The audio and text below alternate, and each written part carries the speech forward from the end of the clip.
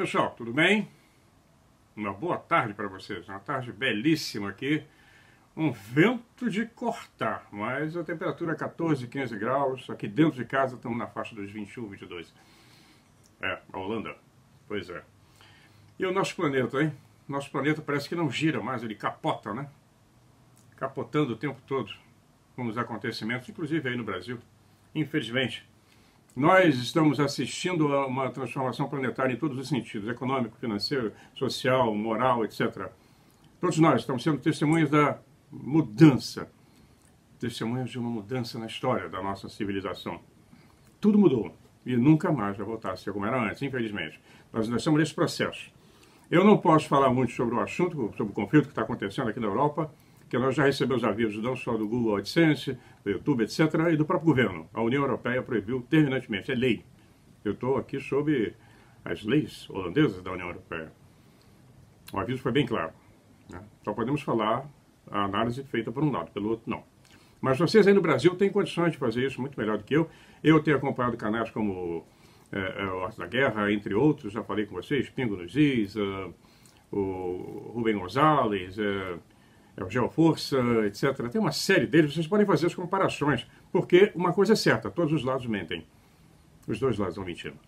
Nós só vamos saber o que aconteceu muitos anos depois, às vezes. Existem documentos de Estado, documentos da Segunda Guerra Mundial que ainda não foram liberados até hoje. Alguns foram na década de 70, 80, 90, etc. Mas é impressionante, mas a coisa é assim mesmo. É assim que é o nosso mundo complicado, né?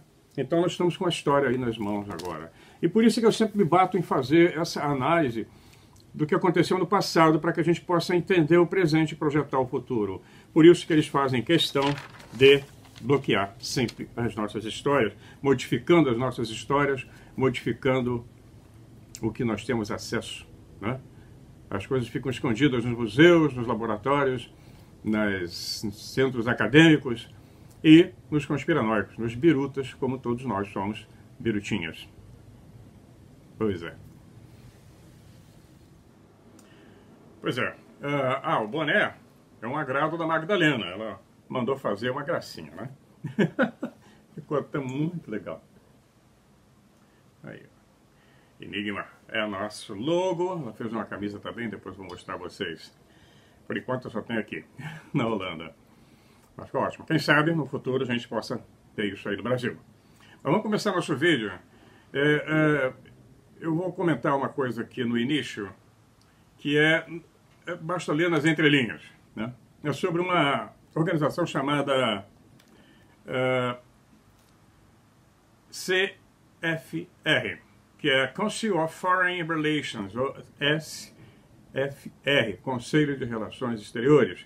É um think tank. Think tank é uma organização fechada, é um tanque fechado onde as pessoas ali dentro trabalham e fazem coisas escusas, né? Nem sempre, mas think tank, normalmente, né, quando você vai ver em livros sobre conspirações, etc., sobre os Illuminatis, maçons, etc., eles sempre trabalham num think tank. Aquilo ali fechado, um grupo que vai ter pensamentos e ideias ali dentro.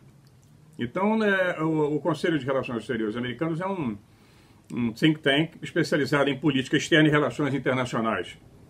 Ele foi fundado em 1921 e é uma organização sem fins lucrativos, independente e apartidária. O CFR está sediado em Nova York, com um escritório adicional em Massachusetts, e seus membros somam mais ou menos 5 mil pessoas, mais ou menos. Incluem políticos, advogados, políticos de alto escalão, evidente, secretários de Estado, diretores da CIA, banqueiros, advogados, médicos, professores e figuras da mídia. Uma delas, a Madonna.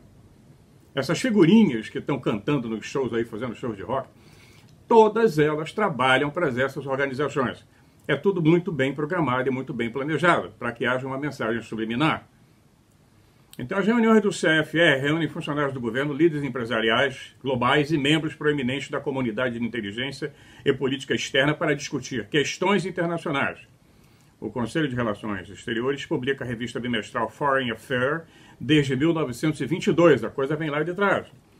E também administra o programa de estudos David Rockefeller, que influencia a política externa, fazendo recomendações à administração presidencial e à comunidade diplomática, testemunhando perante o Congresso, interagindo com a mídia e publicando sobre assuntos estrangeiros, questões de política.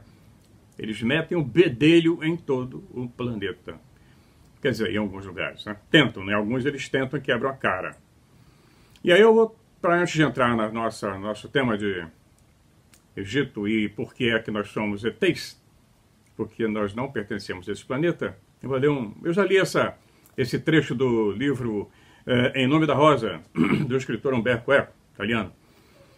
E tem um trecho muito interessante que eu já li e vou repetir agora. O abade cego pergunta ao inquisidor, William de Baskerville, que era interpretado por Sean Connery. Ele pergunta o seguinte para o William de Baskerville, que era um abade, um beneditino, se eu não me engano. Ele era um inquisidor, ele trabalhava para a Inquisição. O que desejais verdadeiramente? E Baskerville respondeu, eu quero o livro grego, aquele que segundo vós jamais foi escrito. Um livro que só trata da comédia, que odiais tanto, tanto, tanto, quanto ao riso. Trata-se provavelmente do único exemplar conservado do segundo livro de poesia de Aristóteles. Existem muitos livros que tratam de comédia. E por que então esse livro é precisamente tão perigoso? Ele perguntou ao abade, que havia uma grande biblioteca de copista nessa abadia. E o abade respondeu, porque ele é de Aristóteles e vai fazer rir. Baskerville replicou, mas o que há de tão inquietante no fato de que os homens possam rir? E o abade falou, o riso mata o medo, e sem medo não pode haver fé. Aquele que não teme o diabo não necessita mais de Deus. Pois é. Não é? É isso aí. Então, vamos voltar então para o que está acontecendo no mundo é isso. Existem grupos Illuminati que estão no controle de tudo. E eles são apátridas, eles não têm pátria. Eles não pertencem a nenhuma nação. Eles possuem vários passaportes. Eles migram pelo planeta. Estão numa bolha completamente independente do que está acontecendo agora. E o que está acontecendo agora é extremamente grave. Ok? Então vamos para o Egito. Tem a ver. Pois bem, o poder da pirâmide, né? Estruturas em todo o mundo evidenciam a fixação do homem antigo nos céus e o seu fascínio em dominar os poderes da terra, né? O homem antigo tem um fascínio pelo céu incrível. Então, nada mais que a grande pirâmide do Egito, que é a única sobrevivente das 7 maravilhas do mundo antigo, que podemos visitar e conhecer. Então, abundam os mistérios e a dúvida sobre essa pirâmide, inclusive sobre quem a construiu, ninguém sabe. Muitos geólogos agora concordam que a erosão hídrica, né, a erosão feita por água da chuva, na Grande Pirâmide e na Esfinge, indicam que ambas as estruturas estavam sob fortes chuvas que não ocorriam no Planalto de Gizé há mais de 10 mil anos. Em outras palavras, a civilização egípcia, que data do início do período dinástico do rei Menes, que nós temos registro, isso acontece por volta do ano 3100 a.C., e não poderia ter construído a Grande Pirâmide, que com quase toda certeza foi construída muito antes, e a Esfinge também. Embora caracterizada como local de sepultamento, que não é, dizem que foi para o faraó Kelps, né, da 4ª dinastia, ele também é chamado de Khufu, todos os faraós tinham 5 nomes. Nenhum hieróglifo adorna as paredes da Grande Pirâmide, ao contrário de todas as outras estruturas egípcias antigas. Além disso, nenhuma evidência de enterro foi encontrada, exceto uma cartela, uma coisinha, um cartuchinho, que existem vários suspeitos sobre isso, que foi questionado como uma possível edição moderna. Imagina o cara constrói aquela monstruosidade e põe um nomezinho lá, pichou um nomezinho. Ela supostamente foi encontrada em 1837 pelo egiptólogo britânico Coronel Howard Wise. Ele era assombrado por suspeitas de falsificações, enquanto estava desesperadamente necessitando de uma justificativa para as verbas que eram dadas para ele, para financiar sua expedição egípcia. Depois disso, anos mais tarde, a evidência do engenheiro de robótica alemão Rudolf Gantenbrink, né, e o engenheiro britânico Christopher Dunn fizeram algumas explorações lá e acreditaram que a Grande Pirâmide poderia ser um gerador de energia gigante baseado em ressonância harmônica.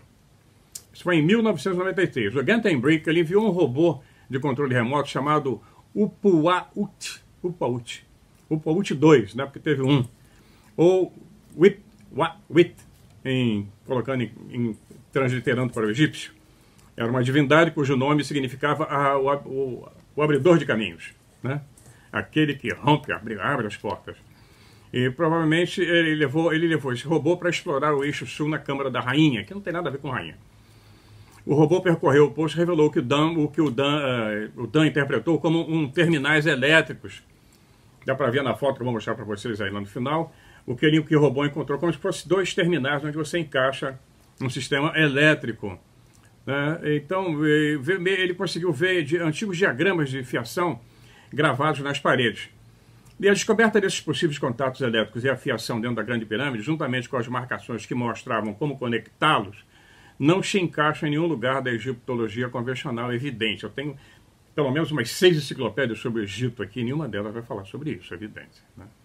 Então, mas elas confirmam uma teoria publicada pela primeira vez num livro chamado The Giza Power Plant, a usina de força de Giza, que é a tecnologia do Antigo Egito de 1998. Tem um livro que também não tem em português, é difícil de achar. Nesse livro, Dan, ele propôs que a Câmara da Rainha servia como uma câmara de reação e esses eixos conduziam esta câmara, que saíam dessa câmara, ou chegavam nessa câmara, forneciam uma ideia de que 2 produtos químicos eram colocados ali que, quando misturados, criavam hidrogênio. Pois é, o Dan apontou que no final do eixo sul da pirâmide, no que hoje é conhecido como Porta de Gaten Brick, existem os 2 pinos de metal. Está lá, fotografado. É claro que, na época, não permitiram explorações maiores. Os egiptólogos tradicionais definiram isso como ornamentos ou maçanetas simbólicas, mas ninguém explicou porque aqueles grampos de metal teriam sido colocados fora da vista em pequenos poços dentro da pirâmide, que ninguém ia ver. É possível que eles sejam realmente alguns eletrodos.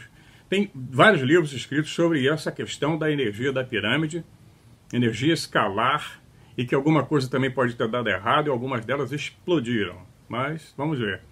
Em maio de 2011, a revista New Scientist publicou novas imagens desse poço, incluindo um bloco de pedra e possivelmente uma porta perto do lado de fora da pirâmide. Os 2 pequenos poços foram descritos como o último grande mistério da pirâmide por Zahi Hawass, o plenipotenciário ministro das antiguidades do Egito. Ele já está aposentado, mas continua influente lá. Ele era um chato. Ele é ex-ministro agora de Estado, hein? Era ministro de Estado para ele mandava em tudo. Ele não permitia explorações, ele cancelava mesmo, não tem conversa, ele não é muito educado, nunca foi. Ele sempre tratou muito mal as expedições que não combinassem, como está acontecendo agora. Você pode falar desde que você fale a favor. Se você for discordar, tiver o contraditório, acabou o papo. E foi o caso com Zahi Hawass. Então, eles também se encontraram algumas marcações, pequenas marcações, como se fossem hieróglifos em tinta vermelha, que eles acreditavam serem marcas feitas pelos construtores originais. Se esses hieróglifos pudessem ser decifrados, eles poderiam ajudar os egiptólogos a descobrir por que esses misteriosos poços foram construídos. Isso aí disse o Robert Richardson, da Universidade de Leeds. Então, nós vamos ver, tem muito livro escrito sobre o assunto. Eu tenho uma série deles. E a coisa vai que vai. E aí entra na parte governamental. Esse aqui é um deles, Já mostrei para vocês. Keep of Genesis, The Quest for the Writing Legacy of Mankind. Então, a do Robert Purval e Graham Hancock, eles são grandes pesquisadores dessa área. Mas tem uma série deles ainda aqui, que eu estou lendo, estou pesquisando, e vou mostrar a vocês no decorrer dos vídeos, de que existe algo muito, muito, muito sério, importante, relacionado à construção de pirâmides, que se espalham pelo planeta inteiro. Eu estou mostrando no final do vídeo uma pirâmide nos Estados Unidos. É possível que exista no Brasil, mas ninguém achou ainda. Ou podem ter sido destruídas, ou podem também não existir. Não interessava essa área, que trabalha com linhas leis, com linhas de energia. Alguma coisa existe de megálitos, e no Nordeste do Brasil já se encontraram algumas construções. Ou estão enterradas, ou foram desmontadas, ou estão muito bem escondidas ainda. Vai depender de ter um explorador aí no Brasil, essa garotada nova.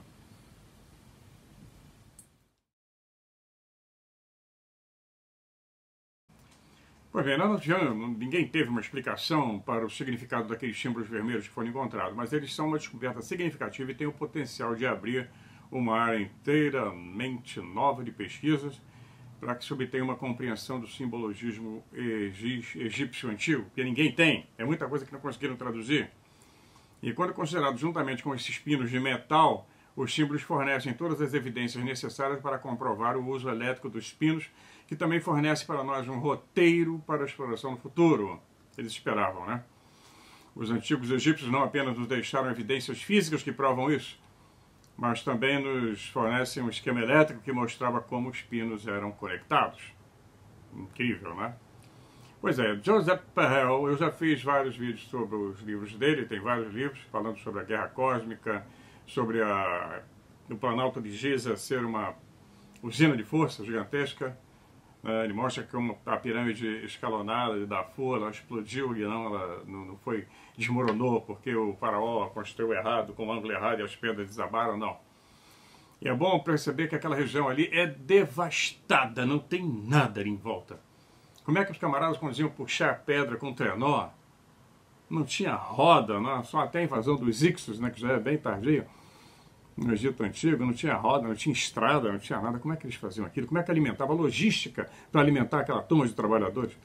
Uma logística absurda que deveria ter sido usada. Temos só perguntas, então vamos especular. Então ele disse que acreditava que, José Ferrell acreditava que as pirâmides eram fonte de energia, né? Então ele levou uma conclusão, e outros autores também, que em uma série de livros que foi publicada, ele postulou que no passado remoto o poder da grande pirâmide foi usada como um armazém, uma espécie de, como arma, não armazém, como arma em uma grande guerra cósmica que envolveu todo o sistema solar. Depois ele chamou a atenção para uma enorme fenda em Marte, que é o Vale Marineris, né, um cânion gigantesco. Eu já fiz um vídeo sobre isso, houve uma guerra em Marte, lá atrás, só procurar no título, entra no meu canal aí, clica na figura, vê lá vídeos, vai aparecer 130 e poucos vídeos, eu não lembro agora de cabeça qual é o número, eu estou devendo essa lista, mas é só entrar lá e ver, vai rolando, vai aparecendo os vídeos, houve uma guerra em Marte, eu falo sobre isso. Então ele diz que certamente ocorreram impactos de cometas e meteoros que podem causar uma destruição incalculável nos corpos planetários que os suportam, mas também podem ter acontecido guerras travadas com arma de poder suficiente para cicatrizar regiões inteiras. A Península de Sinai, né, que leva o nome de Sinai em homenagem ao deus Nanassim, pois é, parece que foi queimada, olhando os satélites, era toda escurecida. O Zecharia Sitchin fala sobre isso também. Então a tese de Ferrell recebeu forte apoio em 2011 com a publicação do livro chamado The Life and Death on Mars, por John Brandenburg. Foi sobre ele que eu falei. Ele é um cientista, ele defendeu essa tese de que houve uma guerra cósmica e que Marte foi destruído completamente. Ele foi cientista sênior de propulsão da Orbital Technology Corporation, um dos primeiros pesquisadores do projeto Sidonia. Sidonia é outro planície Sidonia, que existe em Marte, é onde existe a suposta pirâmide e aquele rosto.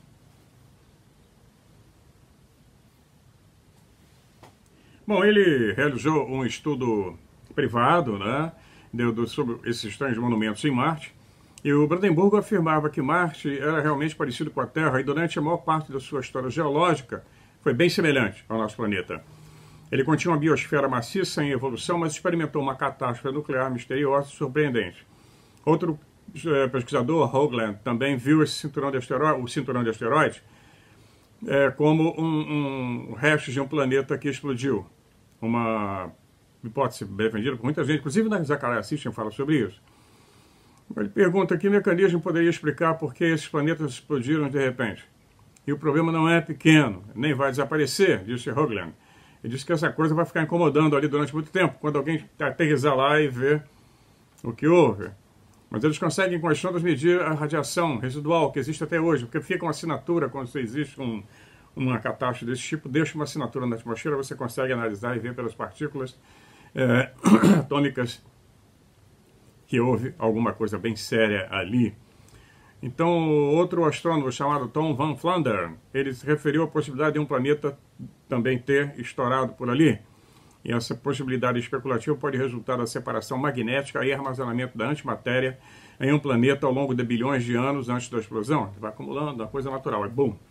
Eu disse que algum tipo de reação, né, de antimatéria de alta energia por reação em cadeia, ou então da intervenção de seres inteligentes. Aí chegou onde nós estamos, os ET, né? Então ele continua, na minha opinião, a última possibilidade não deve ser descartada de imediato. E Farrell observou que Van Flandern estava cauteloso e delicadamente insinuando que esses planetas que se estouraram poderiam ter sido feitos por um ato deliberado de guerra, uma guerra galáctica, tipo Star Wars ou Star Trek. Então é precisamente esse modelo que uma abundância de livros e textos apoia. Então nós vamos ver que ele, depois de listar também, não só em Marte, como na Lua, né, formações estranhas, ele afirma que essas anomalias são estruturas muito reais e muito artificiais e que não são meras metáforas. E por mais incrível que isso possa parecer, prova que existiu uma guerra espacial real, que foi interplanetária e aconteceu há milênios. Ele teorizou que essa guerra devastou a Terra também, reduzindo a população ao estado primitivo, e produziu crateras de bombas na Lua e deixou Marte um mundo desolado. Um pequeno grupo sobreviveu e, de acordo com Farrell, ao longo da nossa história, ele tentou manipular a humanidade para recriar uma superciência dessa era, né? Dessa era anterior à nossa, para que essa turma remanescente pudesse dominar e subjugar a Terra mais uma vez. Ele é apoiado por Brandenburgo, que escreveu que no passado distante os sobreviventes de Marte fugiram para a Terra e que nós somos filhos de Marte, tanto cultural quanto biologicamente. Pois é, eu fiz lá um vídeo falando sobre isso, e esse agora complementa porque eu vou adiantando aqui para mostrar como existe o interesse das grandes potências no que existe lá no subsolo do Egito, e do Iraque também, e do Irã. Tem muita coisa ali, é uma região conflagrada há milênios. Pois bem, nós estávamos conversando no vídeo passado sobre as evidências que mostram que nós não somos terráqueos, trazidos para cá, de um planeta que era muito mais tranquilo e muito mais generoso do que esse é. Vamos falar sobre a água. Nós tínhamos comentado também sobre a água, né? Nós não podemos beber qualquer tipo de água. O cachorro vai lá e bebe a água da poça d'água, o urso, né? O pato, o gatinho, e ninguém vai morrer por causa disso. Assim como também nós não podemos comer a carne crua, com certa segurança, né? Não devemos. Tem gente que gosta. Não é um carpaccio, eu não estou falando de carpaccio. Tem a linguicinha, né? Mineira. Mas no modo geral, da carne crua. Comer uma carne crua arrebentada, não temos dente para isso. Nem eu. Nós também não podemos beber da água impura, mesmo que ela não apresentem problemas, né? Então nós vimos que os cães não tem problema, pode beber qualquer tipo de água, do rio Lamacento, sarjeta e até banheiro. Por que me parece horrível, mas é verdade. Se nós fizéssemos isso, nós íamos ficar hospitalizados na melhor das hipóteses, em poucas horas nós vamos ter febre, etc. Então nós temos que filtrar a água sempre, né? Temos que filtrar a água, mesmo aqui na Holanda, que você pode beber água da torneira, tem calcário pra caramba, tem que filtrar o calcário. Então nós vamos ver que as infecções e as doenças que nós pegaríamos seriam terríveis, nós não temos defesa contra isso.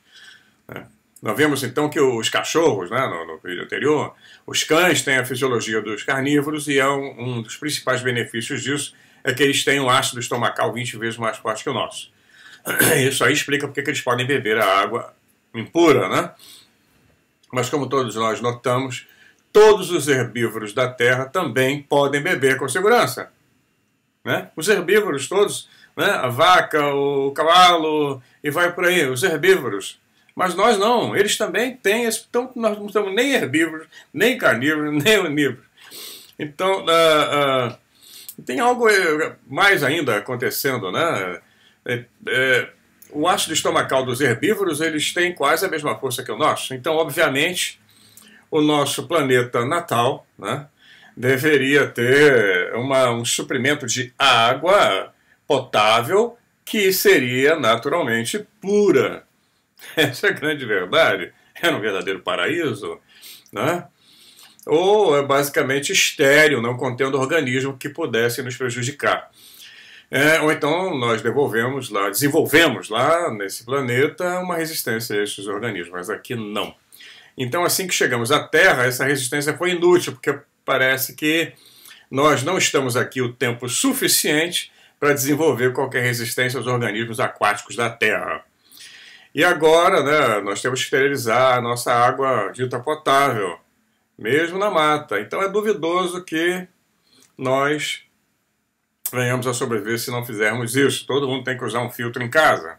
Os antigos tinham um problema de verminoses incríveis, já fizeram estudo nos restos mortais de várias, e nos achados arqueológicos, etc. Verminose braba, de todo tipo, né? Então nós vamos ver. Curiosamente, os donos de cães aplicam erroneamente os padrões humanos aos seus animais de estimação. Você vê o pessoal tratando o cachorro como um ser humano. Se o cachorro tentar beber uma água de uma poça, por exemplo, o cara puxa a coleira para longe dizendo para não beber aquela água, senão ele vai ficar doente.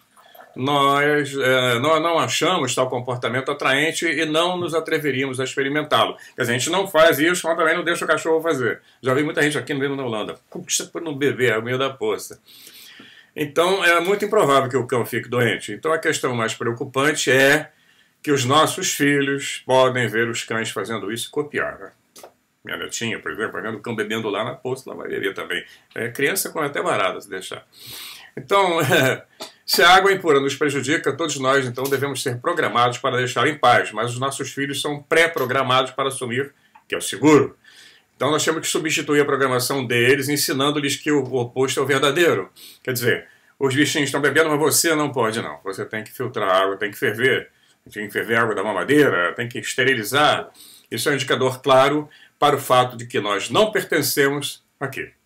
Nós viemos de um lugar onde a água é segura para bebermos. Então nós vamos continuar. Tem mais coisas. Eu com uma tosse alérgica. Pois é, isso é mais, eu vou falar daqui a pouco sobre as alergias. Que eu carrego a minha desde que eu sou criança. E eu tenho alergia a quase tudo. A todo tipo de alimento. Quase todos os alimentos me fazem mal. Industrializados, então, todos eles. Bebida, qualquer coisa. Eu estou constantemente com crise alérgica, tenho que estar sempre com um vidrinho de remédio para evitar parar no hospital. E é sério, né? E isso milhões de pessoas no planeta, não é só eu apenas que sofro disso, não. Nós não gostamos de alimentos naturais.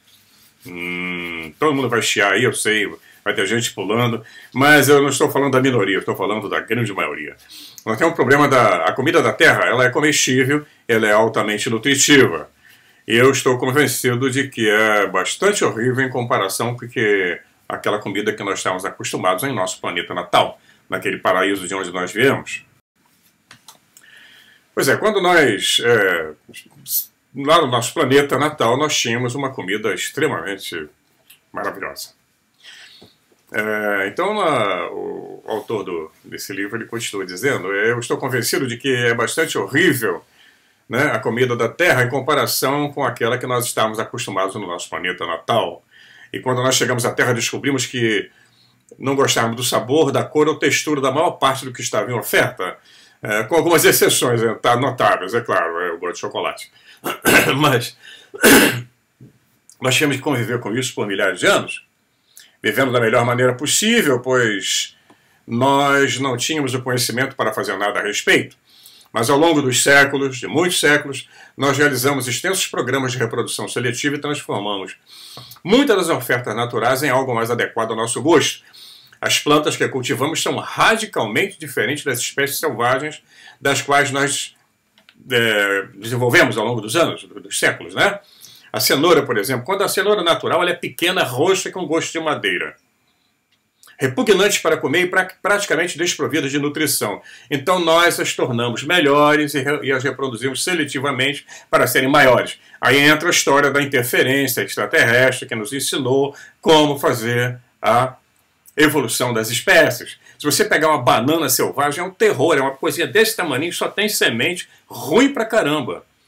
Você não encontra um pé de laranja no meio da Amazônia, a não ser que você chegue em algum assentamento antigo, numa fazenda, num sítio. Você pode andar na floresta, Mata Atlântica, que não vai achar fruta, uma carambola, um pé de morango, uma macieira no meio selvagem, você não acha. Essas frutas, esses alimentos, esses vegetais foram desenvolvidos ao longo do século, é igual o trigo. Por isso que o trigo é sagrado para a maioria das civilizações. Os seres do espaço que os ensinaram a cultivar o trigo, a melhorar aquele capim, para fazer aquela semente, fazendo engenharia genética. Vai procurar na Amazônia, você morre de fome.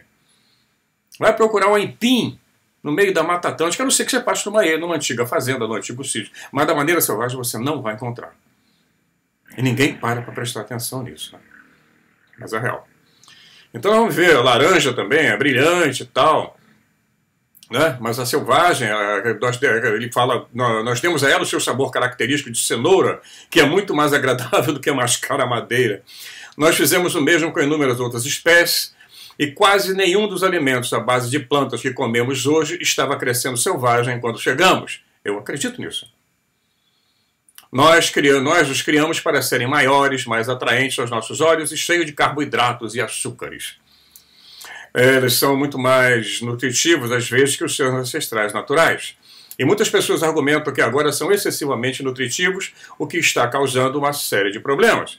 Eles geralmente são mais baixos em fibras e proteínas e, curiosamente, alguns zoológicos pararam de alimentar seus animais, seus macacos, com bananas. Eles relataram que as variedades cultivadas estavam causando problemas gastrointestinais e a quantidade excessiva de açúcar que continham estava tornando-os mal comportados. Por exemplo, eu não posso comer banana. Eu não devo, eu posso, mas não devo. Tem isso também. Nem banana, nem maçã. Tem uma lista de frutas que eu não posso comer.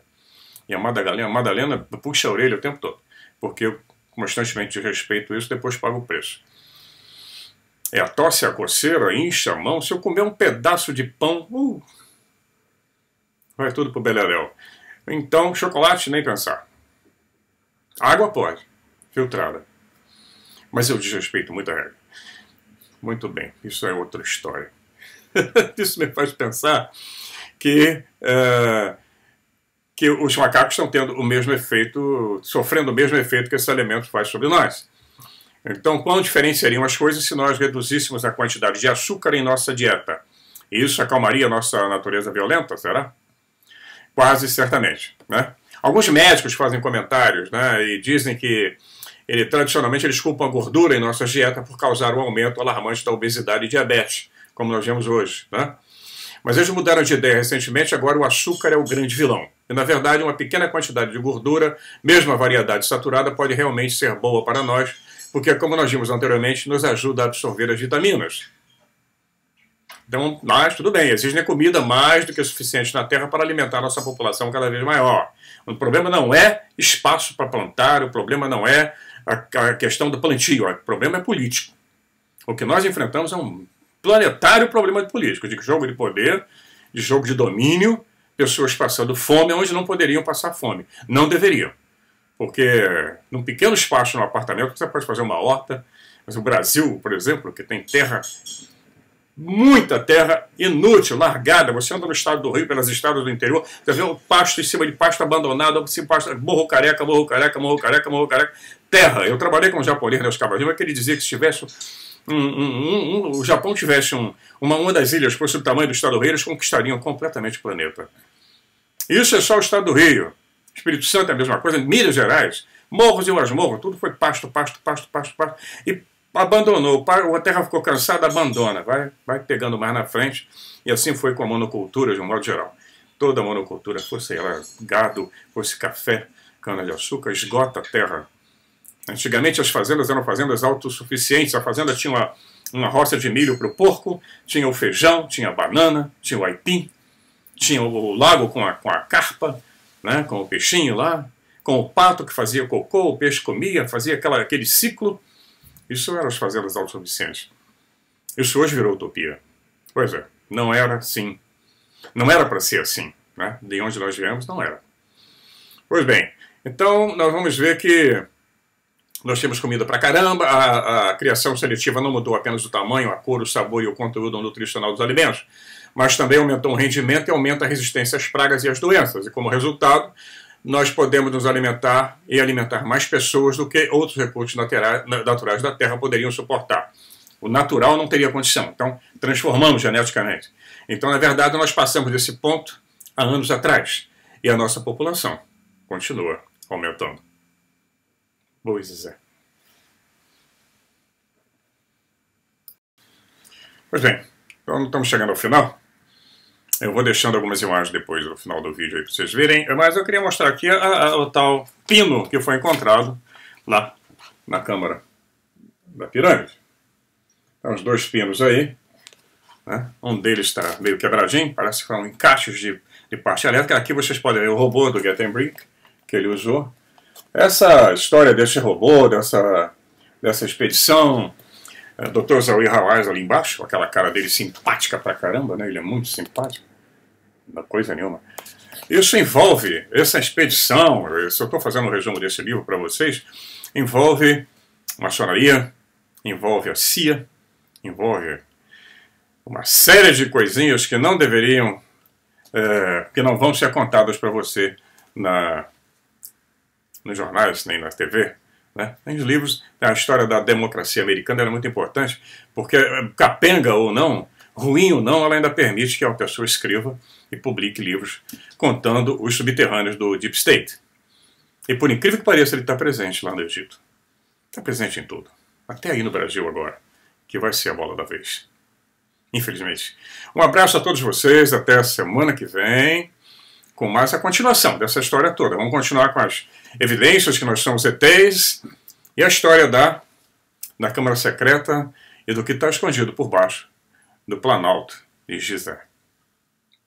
Até já.